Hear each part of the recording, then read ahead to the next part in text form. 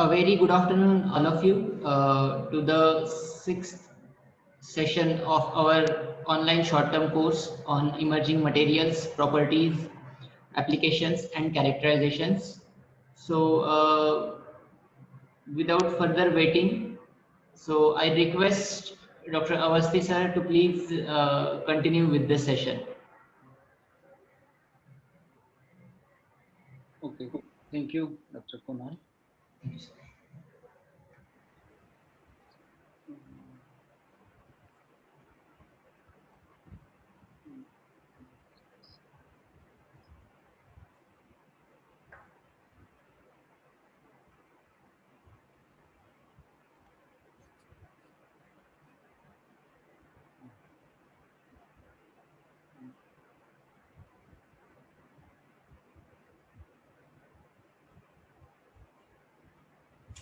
So, good afternoon, everyone. In morning, we have discussed the types of membrane and their applications and what modification we can did. We discussed about this polymer composite, how we can make the composite membranes, and then we discussed a few slides about the gas permeability and selectivity, why separation of hydrogen is needed, and what is the selectivity of hydrogen over other gases in such kind of membranes.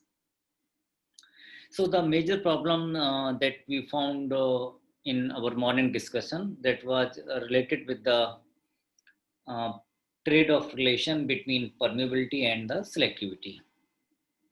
Means the challenge is when the permeability of a membrane is fairly good or high, at the same time how we can improve the selectivity of that a particular membrane. So the first option that came, that is the, can functionalization help? So because we did the same thing in this carbon nanotube based membranes, in composite membrane. So the idea was, can we functionalize the channels and can decorate with the gas sensitive nanoparticles. So for hydrogen, this palladium and platinum, they are well known, having very good absorption property. So we have synthesized the palladium nanoparticles and tried to deposit them in the pores. So one thing was the functionalization, and another that we did some kind of coating. So in this session, I'm going to talk two major things. One, the functionalization of membrane, and the coating of block of polymer, means another layer on this porous membrane. So just keep in mind, like suppose if I give a task, okay, make a hole, or if I say like make a circle of 5 centimeter, and then we realize, okay, this 5 centimeter circle, it is too large, and now we have to reduce it to up to like 3 centimeter.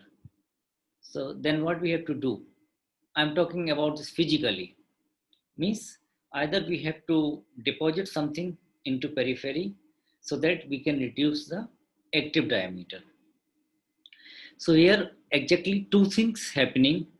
If we are depositing this nanoparticle in this channels, so we are reducing the active diameter, and these nanoparticles are gas sensitive. So at the same time, they are also absorbing a particular type of gas. In morning, it is also discussed like when we are reducing the pore diameter of a membrane, then the cost is increasing. So the idea is, if we take a microfiltration membrane where the porosity is the order of micron, means it is highly permeable, then we do some these modification this microfiltration membrane so that we can reduce the active diameter as well as we can deposit this nanoparticle in their pores as well as on the surface. Just remember, if you are having a particle of 5 or 6 nanometer diameter, then it may be difficult to deposit it in a 20 or 30 nanometer porosity membrane, but it is quite easy if we are depositing it in a 20 or 30 micrometer diameter membrane. So we can do it in this microfiltration or ultrafiltration membrane, and then we can examine the results. Okay, so how we can do the finalization?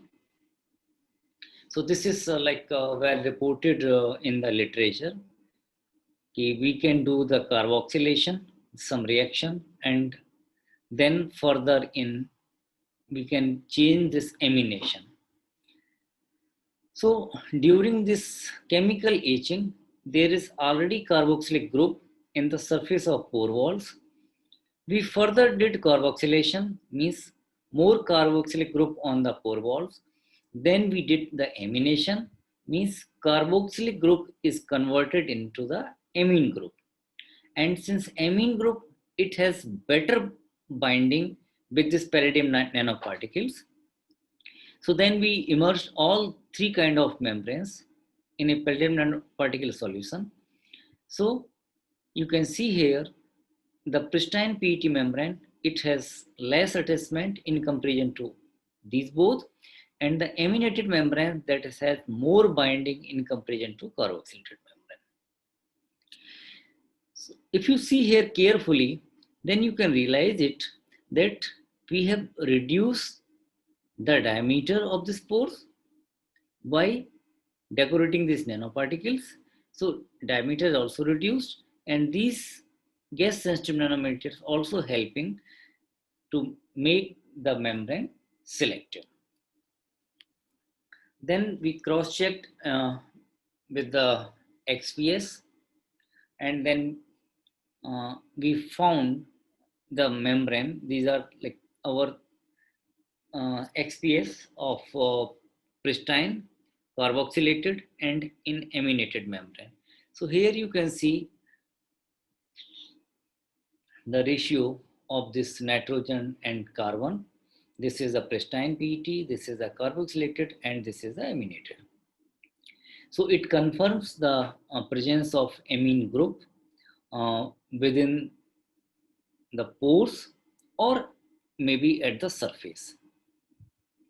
So this is the TEM image of this nanoparticles, and these are the pristine one, carboxylated one, and this is the aminated one. So here you can see the attachment of more and more palladium nanoparticle.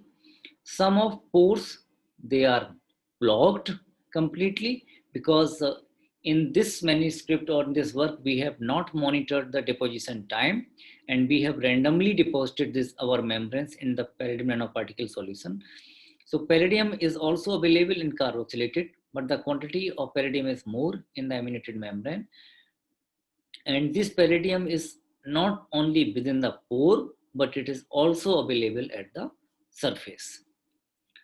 And this is the TEM replica that confirms the presence of palladium nanoparticle in the aminated membrane. So what is happening basically, this is the permeability of hydrogen and the carbon dioxide. Carboxylated, it is further reduced, and in aminated, it is again reduced. So we are planning to have higher permeability and higher selectivity. But what is happening here, the permeability of CO2 is almost constant, but the permeability of hydrogen is decreasing. What is happening? Basically, this hydrogen that is being absorbed within the palladium nanoparticles and rest is going out. So means palladium nanoparticle is not affecting the permeability of carbon dioxide, it is only affecting the hydrogen gas. So in this way, the selectivity of membrane is higher in the case of aminated membrane in comparison to pristine or carboxylated membrane. Okay. So then we tried to do this work again, try to optimize the deposition time and the functionalization time. Initially, we did it only random. So in that second part, this is the process how we can did this functionalization. We take this PET, polyethylene terephthalate membrane, and then deposit it in this chemical, washed again.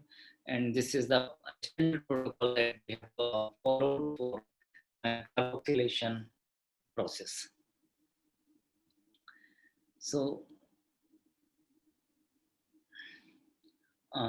these are the sample details. So we have taken PET membranes, and this is the functionalization time.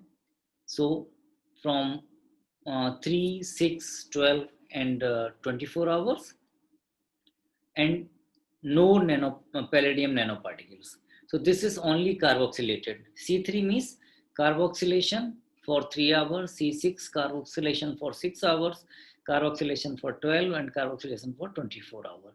And then we dipped in this palladium nanoparticle solution up to 6 hours. So if I say C24PD6, it means this membrane has carboxylation time 24 hours and palladium nanoparticle deposition time is 6 hours. Then we did this FTIR spectra for different, and that confirms the carboxylation process. In, I think, next slide, we had tried to enlarge the peaks. So that is for the carboxylated membrane and the carboxylated and palladium deposited membranes. So this is the carboxylation peak that for only carboxylation and another in carboxylation plus palladium. So you can see the intensity after 24 hours of this C24 and PD6 membrane. And this is again FTIR spectra for carboxylated and PD deposited. Another is 1716 and 2968 peak, showing the difference of carboxylation time. And this is the SEM image for this carboxylation and this palladium. So yellowish part, basically we have just tried to show the attachment. So yellowish part means it is showing the palladium on this membrane. So you can see, like in C24 PD6, more palladium that is attached along the tracks as well as along the surface. And here you see the permeability data for the carbon dioxide, nitrogen, and hydrogen. Being a small molecules, the permeability of hydrogen is quite high.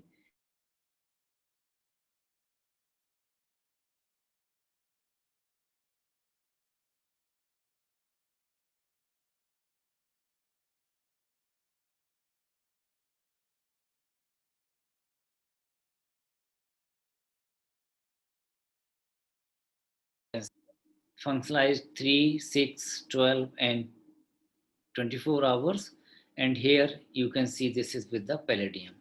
So initially, this is the combination of hydrogen and nitrogen. So there is no major change for this 2.53 to 2.95. But in case of hydrogen and carbon dioxide, it is going from 3.35 to 4.68.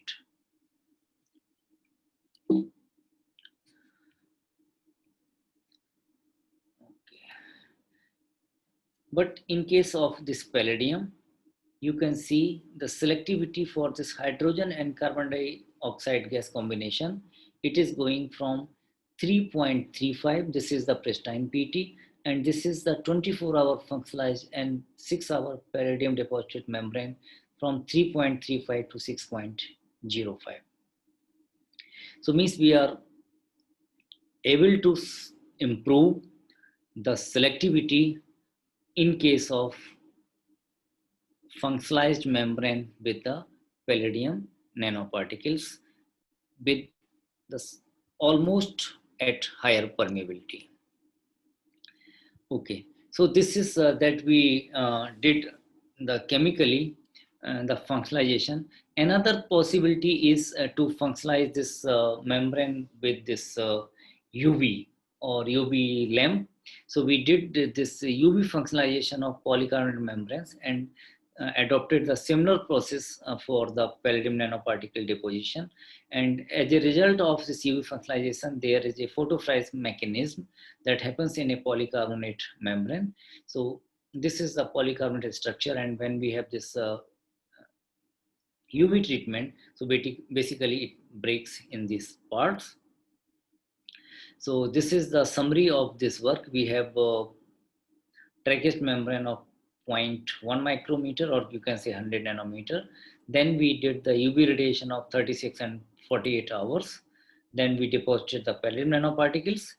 And here we use a binder, PBP, for this palladium nanoparticles. And then we characterized our sample with the gas permeability measurements. So here you can see the combination that we have two samples, one for 36 hours and another for 48 hours. So here we use 24 hours palladium deposition.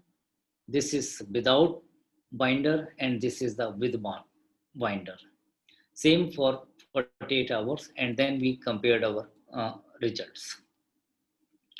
So this is UV spectroscopy done for this S0 means pristine PET membrane, and S1 is PET membrane having the UV radiation 36 hours, and S4 is PET membranes having the UV radiation 48 hours.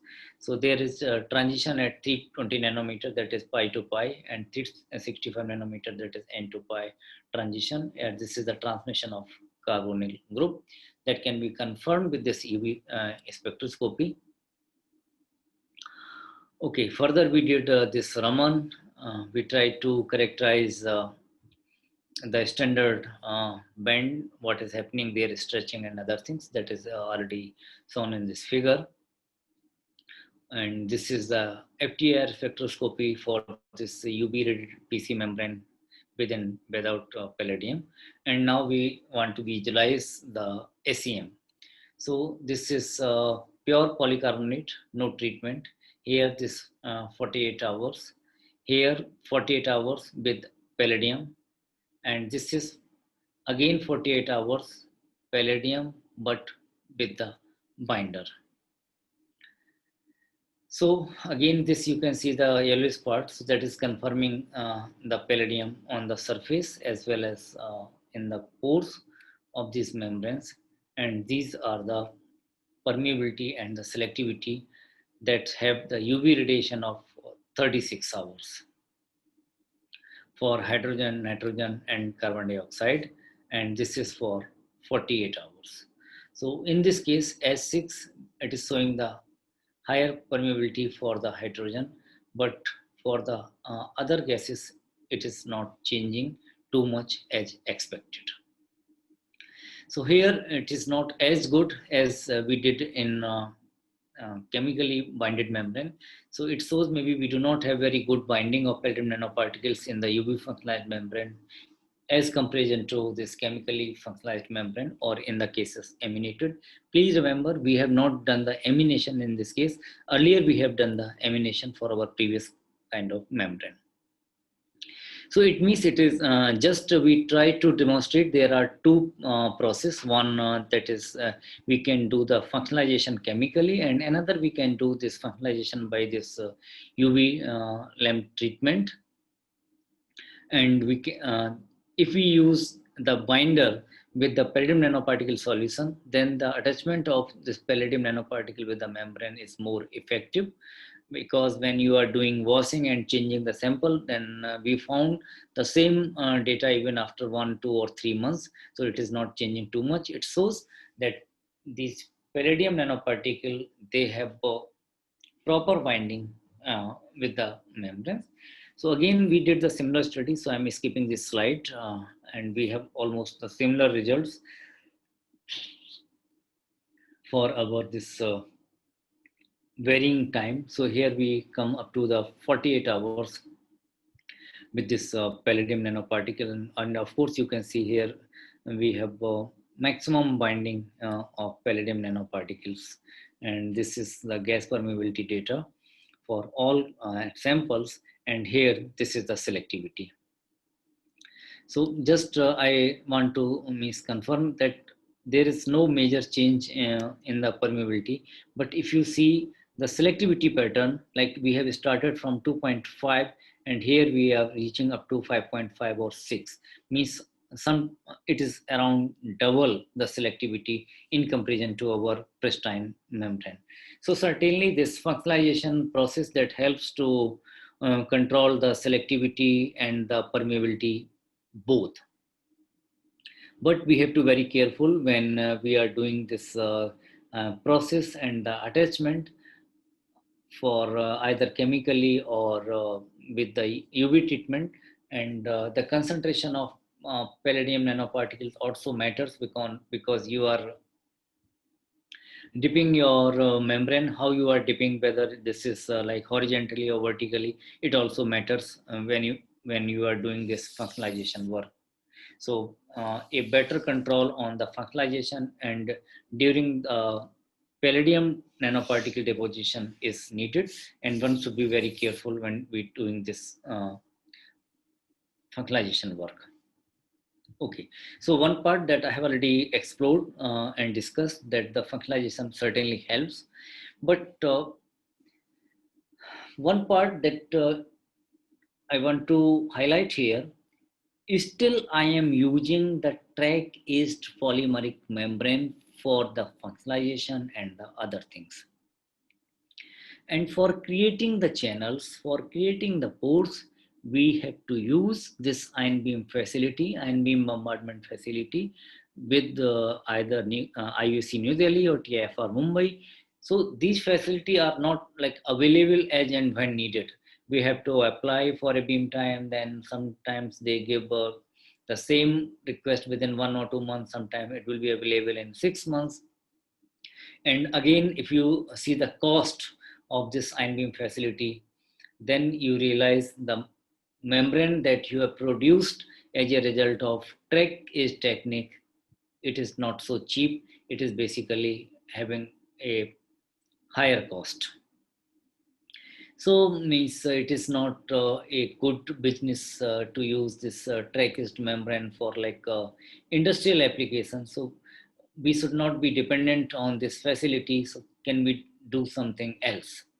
So one part that we made the composite membranes by using the CNT is certainly very good. And second drawback in the track-aged membrane, if you see in morning, I have already told like this 10 to power 8 ions per centimeter square. This is the maximum fluence that is allowed because the pores are overlapping. And if you have seen the SEM images, then maybe you have a idea that the pores, they are random. You cannot see them in a definite pattern. Somewhere the pore density is very high, but in some part there is no pores because you know the process. It is like a scattering of ions. So these ions are not coming in a like a regular pattern. At the same time, there is another polymer is available that is called the block copolymer, or in generally we know it diblock copolymer.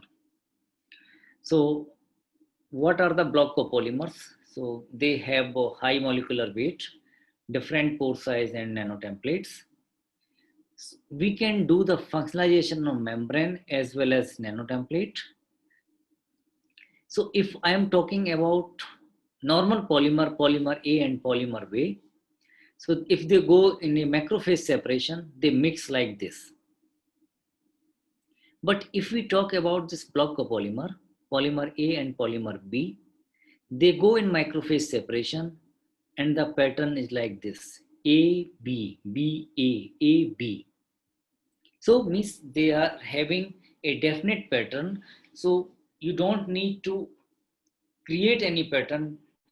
That's why they are also known as self-assembled structure. And here you can see there is a different possibility to have this block copolymer nanostructure from sphere, cylinder, gyroid, lamella, and so on. And it depends what fraction of polymer A and polymer B you are using. So here we are using this polymer A very less, and this is a polymer B. So this way, if we are going to change, so morphology is changing like this, and this is for red and this is for blue. So there are two types, diblock or triblock polymer. So I'm going to discuss here about this diblock. Majorly, I'm talking for three: sphere, cylinder, and lamellar. But if you see for a membrane part, then this perpendicular structure cylinders, they are ideal for membrane separation or membrane application. Okay. So these block of polymers, the various morphologies available, and this is the image for the tri-block of polymer. We can have the desired orientation in this block of polymer nanotemplates. We can have a long range order as per our requirement, and there is a advance, like we can minor component elimination. It means, suppose if I am using a diblock copolymer A and B, then we can have an additive that can either react with A or it can react with B. And later on, we can eliminate that. So that create the channels in a particular pattern. So these block copolymer, they have advantage over photolithography because they have low cost. You can easy preparation. There is no machine, nothing is needed. Only you need a block of polymer and the processing is very easy. Okay. So what is the role of block copolymers? So basically they are the structure directing agent, can be used as a template. They can be used as a main layer in the device. These are the roots of fabrication of nanostructures. So in templating other alumina but in this case, this block copolymer is one of the popular polymers, and they have application in membranes, batteries, photovoltaics, and drug delivery. I'm here to focus the application in the membrane part. Okay. So if you are going to vary the morphology with the thickness, so in morning we have discussed about this dip coating and spin coating. So here you can see if we are increasing the dip coating rate, then the film thickness is increasing, and by film thickness the morphology is also changing. This is the effect of annealing that we call switching or orientation. Means I will explain this thing in next slide. I think there it will be more clear. These are the polymer blends. By using two polymers, so you can create this morphology as per your application. Okay. Why it is so popular, and why it is having less equipment equipped? So simply, you know, this coating, so we can deposit a very thin layer of block of polymer over any support. So I have tried to use this microporous membrane, or you can say ultra means micron order and 100 nanometer PET membrane, and then we coated this block of polymer nanotemplate over it. So this is a wire-like structure and this is means perpendicular structure. So we can do the thin film deposition either by dip coating or by spin coating, and then it will go with the solvent annealing, and that helps to get this long range order. So here you can see this dotted structure means this is a perpendicular structure and this is a wire structure. The best thing in block copolymer, once you prepare the film and then you realize, oh, I need this wire structure, you can do the switching. Suppose when we have this perpendicular structure, put it toluene and THF mixture, it will convert it into wire structure. If you are having this wire structure, put it in the 1,4-dioxane vapors, it will convert it into parallel structure. So solvent vapor annealing help in switching the structure. So here you can see this is block copolymer and nano templates. So in a perfect hexagonal pattern, and if this bluest part is A, another part is B. So here we have additive in B, and just what happened, you put it in ethanol, the B part, that is the additive, that's basically removed, and you can get this hollow channels. Here it is more clear. This is, I have told you this dotted pattern. So it means this is perpendicular structure. Put it in ethanol, you can get such kind of structure. If you don't want this, if you want this structure, just put it in chloroform, it will be converted in this structure. And if you are having this structure, put it in vapor of 1,4-dioxane, it will be converted into this. So switching is possible. Once you have remove the additive, then you cannot go further switching. So since I'm using this for membrane application, so this part is not useful for me. So I have tried to have this perpendicular structure for our membrane application. You can also deposit the nanomaterials in this pores, and later on you can remove this polymer, and then you can get a highly ordered material on your substrate. So this is for gold, platinum, and palladium dots and wires. Simply it has been deposited in palladium nanoparticle solution, and you can get the desired order. Okay. So now we come to the membrane part, where we have needed this block copolymer nanotemplate or block copolymer film. So if we are using a only block copolymer film that is made of a single layer, but it is too thick, and the shear aligning or the cylinder, basically they produce sample that are millimeter in thickness. So this sample is basically too thick for commercial ultrafiltration operation. And again, the block copolymer, it is costly. So if you are using whole block copolymer for a single film, then your membrane cost will be very high.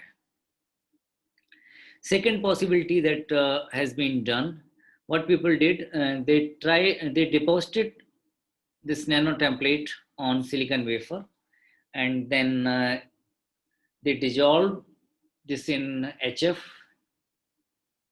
and then the support, the upper layer that is basically floating on this top, that has been created or that has been shifted on another support membrane. But again, it is too risky when you are using this acetic acid or HF, and if you are using for the large area membrane, this is basically very difficult to use the control substrate polymer interaction for large area. Then third part was the solvent evaporation during the phase inversion process. So here you can see this block copolymer based membranes. So they have the casting of 200 micrometer thick film on a glass plate, then solvent evaporation at room temperature for 10 seconds, then immersion in non-solvent, that's basically water. and then we dried it. But what is final result? This technique can be used to prepare very thin self-assembled selective layer. Because the support layer is also made from the same polymer, the resulting membrane will be expensive. Okay. So again, like what we can do. So this is another very good approach that we tried in earlier our highly porous membrane, where we are unable to control this permeability and selectivity for our membranes. So this is the support layer of 30 micrometer thick membrane of PET. Then what we did, we simply deposited a 100 nanometer layer of block copolymer template. Please remember, this is only a 100 nanometer template. So it means we are using very, very less block copolymer, not the whole block copolymer. And so this way we are making a composite membrane. Means our base membrane is trackaged, that is mechanically good, having higher porosity, and then we coated this membrane with the block copolymer nanotemplate. So it means my upper layer should help us to improving the selectivity, and my lower layer, they are providing higher permeability as well as good mechanical strength for these block copolymer nanotemplates. So we used this PS PVP, means polystyrene polyvinyl pyridine block copolymers for our application, and HAWA is it as a additive. So you can see this is the structure again. This is the means perpendicular one. This is the parallel one. And how we can do, we just rinse in ethanol. This is the before solvent annealing, means ordering is not good. But if you do the solvent annealing, then you get perfect ordering or perfect hexagonal structure. So in this way, you can tell what is the porosity and what is pore to pore distance in your membrane. Okay, but the job is not so easy. Initially, when we started, we are not able to cover the pores of our support membrane because of this hydrophilic and hydrophobic nature. And again, due to the concentration of this block copolymer solution. Then we tried some woven type of membrane. So here you can see it is not covered. When we try to take more concentration, then there are cracks on surface. And then finally we optimize the parameters and we are able to cover the 0.1 micrometer and 0.2 micrometer PET film with this block copolymer nanotemplates. So this is the top layer that is made of block copolymer, and bottom has this highly porous PET membrane. So we are expecting that this way we can get high permeability and high selectivity. Okay, but what happened? If you see the result, earlier the permeability was 204 and 43 for hydrogen and carbon dioxide, and when we coat it, this comes to 11.34 and 2.4, and this is for 0.2 micrometer thick membrane. So means why it has happened. Okay, so this later we again characterize our sample, and we have found when we are washing this sample with this additive, so this additive is not removing completely from the membranes, and it is somewhere blocking in the lower part of highly porous PET membrane. So this was the drawback when we are doing this removing of additive in this PSP4BB membrane. Okay, then we tried another higher molecular weight. Okay, one thing I want to just say, this is the porosity of this membrane. The pore size was 8 nanometer and pore to pore distance was 14 nanometer. Then we tried higher molecular weight. So of course, if you are using higher molecular weight, it means you are going to increase the pore diameter. So then we thought, okay, we can do the similar things that we did in our trackage membrane. We can do the functionalization in case of block copolymer based membranes, and then we can use for our this gas separation study. So here we have different molecular weight, 39.9 to 41 and 144. So we did annealing, and then we measured the permeability, and you can see after annealing we are able to improve this permeability from 1 to around 3.26. So this is the 3.26 in case of the molecular weight 205. This is the different molecular weight of block copolymer. So the similar concept that we did in this PET, I have already shown a few slides back.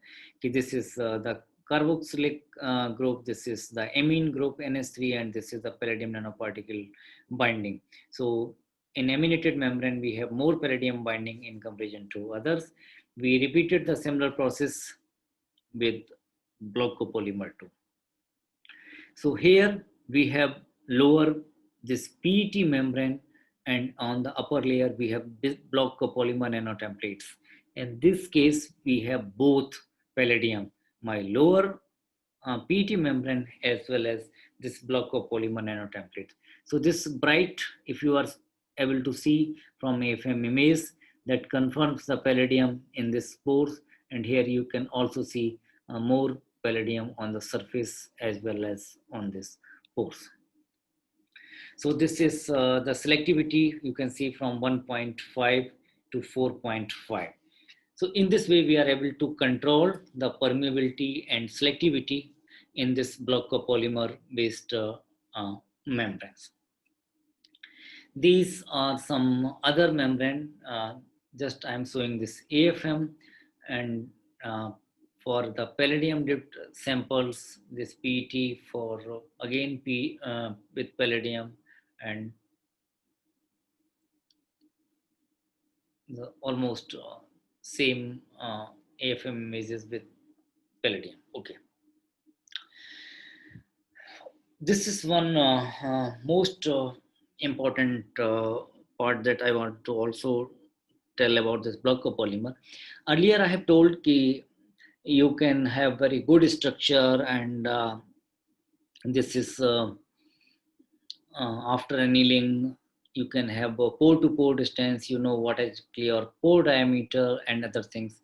But when you are doing some other treatment after making this structure, so sometimes you can lose the periodicity of your these pores. They are not now in a particular uh, hexagonal structure, or so means their periodicity or their pore to pore distance is basically lost when we are using with other chemical treatment. But it has again palladium, only the thing we are not able to have as perfect structure as we received in earlier.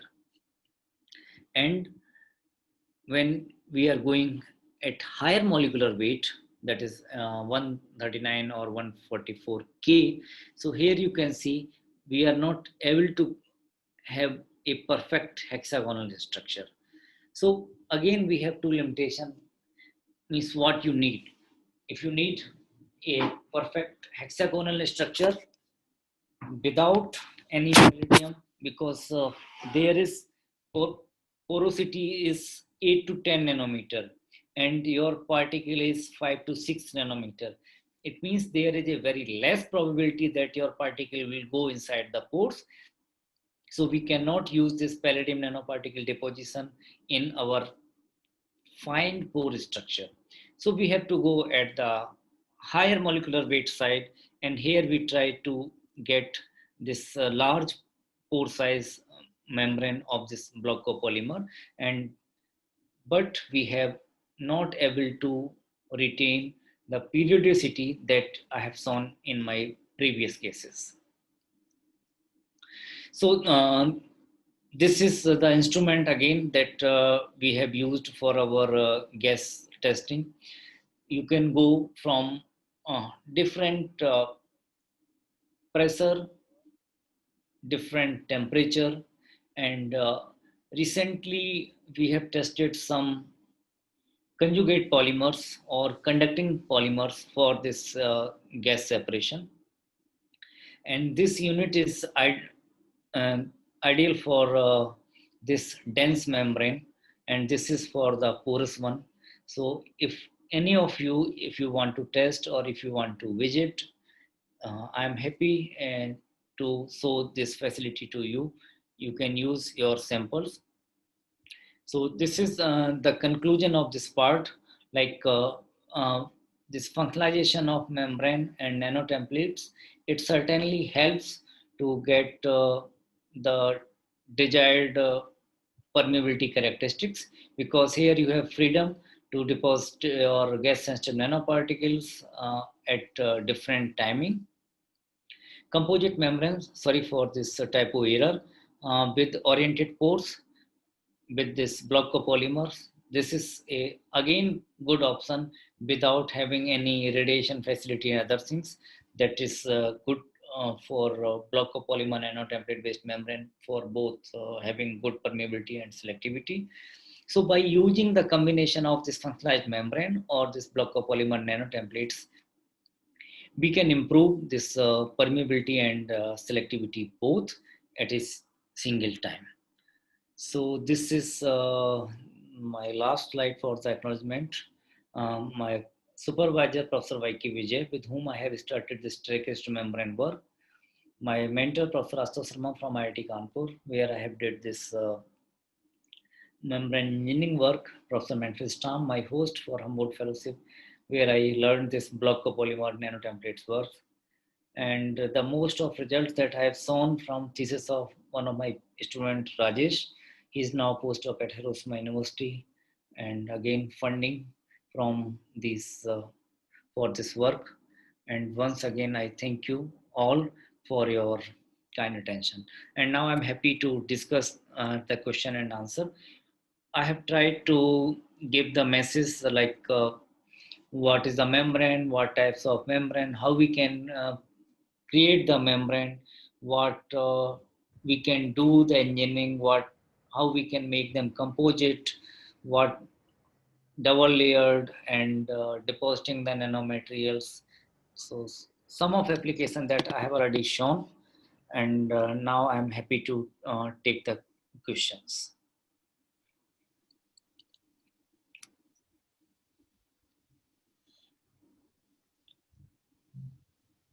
Thank you, sir.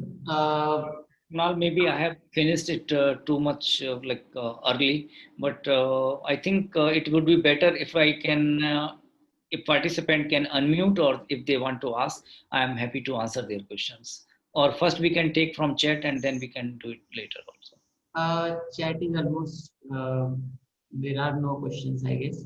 If someone wants to ask questions directly to Dr. Kamalendra sir, then please type OK so that I will unmute that particular person and then he or she may ask the question. Please type OK into the chat section if you want to ask the question.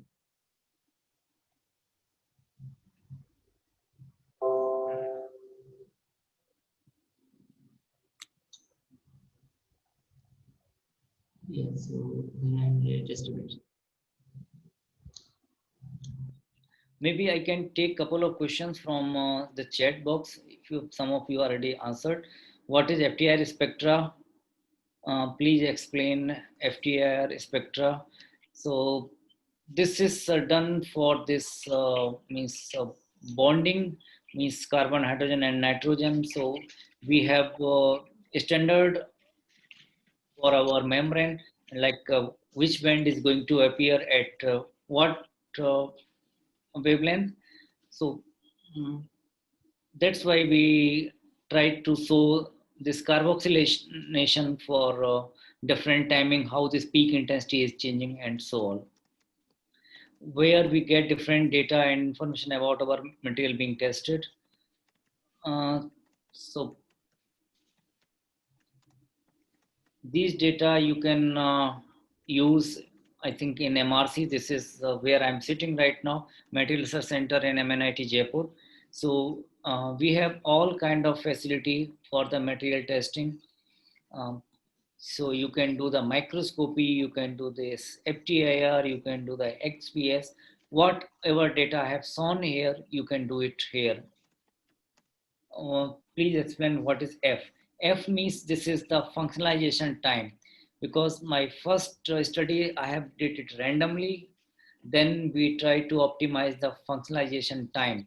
Means we dipped our polymer sample for like 3 hours, 6 hours, up to I think 48 hours, and then we tried the what is the effect of this functionalization on gas permeability, or what is the effect of this functionalization on attachment of this gas sensitive nanoparticles. How affects horizontal and vertical dipping. Okay.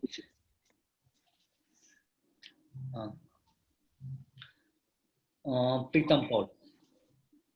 So what is basically happening if you are doing this, suppose this is the writing pad, and if I say this is the membrane, and when I am using for this dip coating, so what is happening, it my upper part and lower part both will be covered. And suppose if I want to use only this top part, not this lower one, then what we can do? One part is we can do the spin coating, so that we just have our solution on this top and we can coat this layer. Another, I told you this horizontal and vertical dipping means if you see this normally like Dr. Blade and any other things. So suppose if I have a solution here, this like at black one, and then I have a sharp edge. So just I try to cover. So if I slightly remove, so I can cover this like this way. So this is all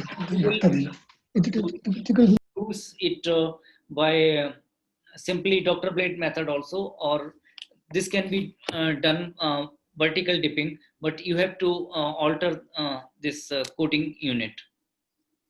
Template is something, okay. How about this is a chemical means additive, that is, I can not remember exactly, but I will show you the name. It's everything disadvantage using mercury for the membrane fouling. Mercury I am not using, just I am using mercury for membrane preparation. This is a bath that have mercury to maintaining the uniform thickness, but it is not being used at any place. We are not touching this membrane. What are the factors causing separation tendency between various layers, blocks, and which can lead to rip, dusting, and reduction in performance? Okay. So in previous cases, when I discussed this track-edged membrane or microporous membrane, so basically what is happening, there is only two possibility. Like I have to do the chemical etching. So this way I'm enlarging the pore, and once I enlarge the pore, then suppose permeability high and selectivity high, I do not have anything to control it further. Then there is a process comes like if I do this functionalization part, so that I can create some functional group in the pore walls, so that gas sensitive nanomaterials that can be deposited along the pores, and that will help us to absorb one kind of gas and another can go out. So that can be done in the functionalization part. Already I told this getting a track-edged membrane, it's really very tough job. Means in a year I can get only 2 or 3 run at IUC New Delhi or TFR Mumbai. So if I want to prepare a bulk membrane, it is not possible. And this cost again going very high. So if you see like commercially part, then it's means involve a number of instruments, vacuum, ion beam bombardment, ion beam facility. So then we switched to this block copolymer part, because in this block copolymers, no machining is required. If you are able to synthesize block copolymer, or you are preparing, the simple process just make a solution, then either use dip coating or use spin coating. You can optimize the parameters, like at what RPM, what is the thickness of layer. So you can coat your membrane any microporous or any porous membrane. So block copolymer again costly. I am using only 100 or 200 nanometer layer, because your support layer is already highly porous. So this way, this block copolymer nano template that gives you ordered porous structure, and by varying the molecular weight, you can vary the porosity. I have used from 39.9 to 144.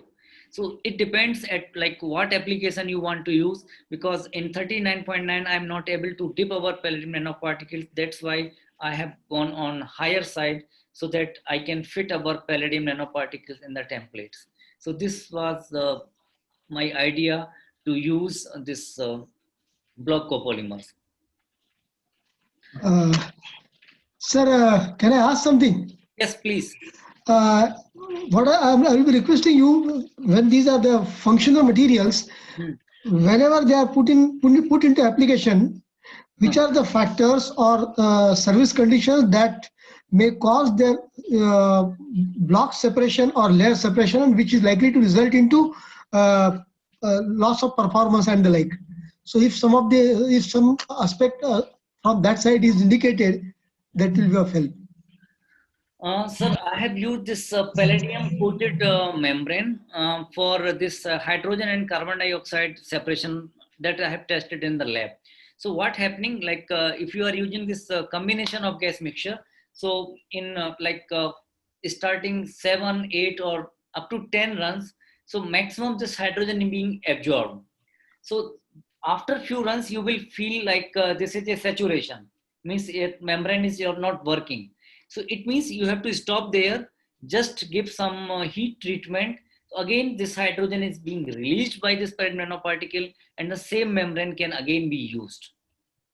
So the most important part is what is the attachment. Means if you're this nanoparticles or nanomaterials, if they are randomly attached, in case of CNT work, so that I'm not able to reproduce the same data with the same parameters. But with this functionalized membrane, the same membrane, if I have tested like after 2 or 3 months, I have got the same result. So in my case, the attachment and the size of this nanomaterials and the choice of this nanomaterial for a particular gas, it matters. Okay, sir. Thank you. Thank you. What we use mercury if we heating the membrane solution up to 150 degree. All membrane that you are heating to mix the solution, but again you are going to pour. So we are not directly touching the mercury. I'm not going to touch the mercury. And I have not used any membrane up to certain temperature basically. So I'm not sure like for any polymer it is we have to go for 150 degree, because we have using this polymer casting by solution, not by the temperature. So for this chemical solution, it is at room temperature. So I have not used up to this temperature. This is being used at a room temperature. Dip coating, spin coating, maybe I have already discussed. Okay, it depends on what type of structure you are needing. You want only one side or two side. So what is the dipping speed, what is the dipping time, and what is the lifting speed. So these are the important parameters in dip coating. And in spin coating, of course, what is the RPM. and what is the concentration of your solution that you are going to use for your composite membrane. Is there some more techniques to get uniform thickness of membrane?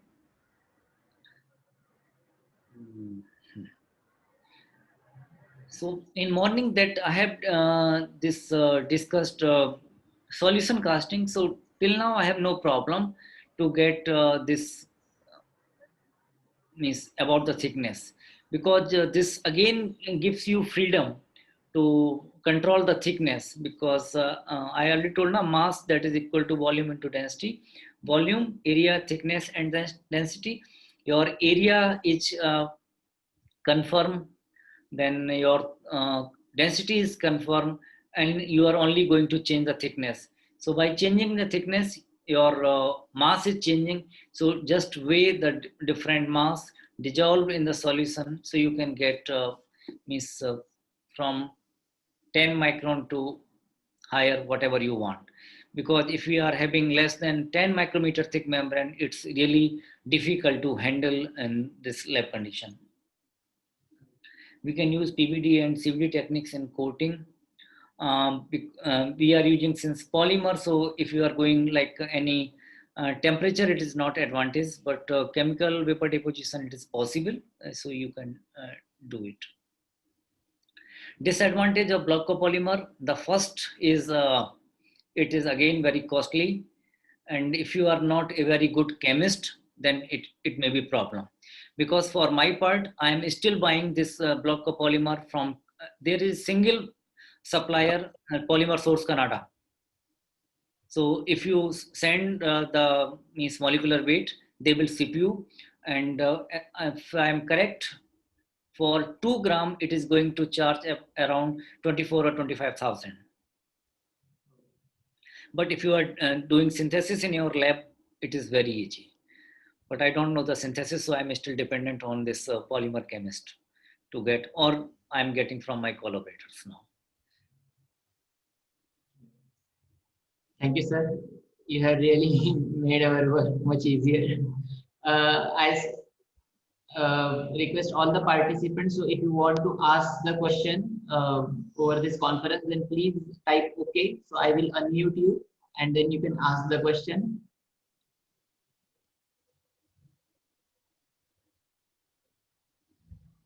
Yeah.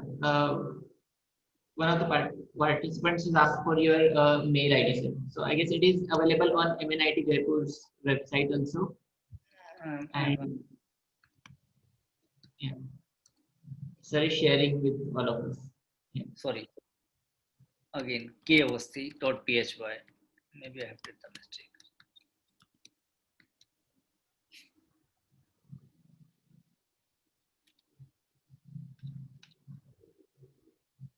Yeah, so the latest one is the Right, kavasti.phy. So I'm happy to like if somebody is really interested for this polymer membrane work, so you can prepare this membrane with me. You can make this composite membrane or this trackist already I have. You can do the functionalization, and if you have some sample that is porous or non-porous, if you want to test for its permeability of phoric gases, you are welcome to come to me. Or for characterization, I think those who are from outside MNIT, we have all kind of characterization facility in Material Science Center, from microscopy to synthesis. If you want to synthesis, we have very good synthesis lab. So you may visit us on the website, and if there is any query or request, just let me know. I'm happy to answer.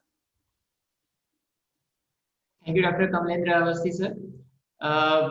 I thank you for agreeing to be a speaker for delivering lecture on functional polymer membranes, and also I thank you for sparing time, that too on weekend. So on behalf of organizing team, I really thank you. Thank you, Kunal. Thank you. So with this, so it was quick, maybe second session, because so I told ki like nothing. My hand and dry specimen already sent in MNIT for characterization. Okay, maybe anything. Okay. Okay. Thank you, Kunal. Thank you. Thank you, sir. Thanks a lot. Have a nice day. So with this, we are done with the sixth session of and second session of third day of our short-term program. Shortly, yeah. So Dr. Brijmohan has just given the or pasted the link for attendance in the chat section. Tomorrow we will be having our first session starting at 10 a.m. 10 in the morning. Okay.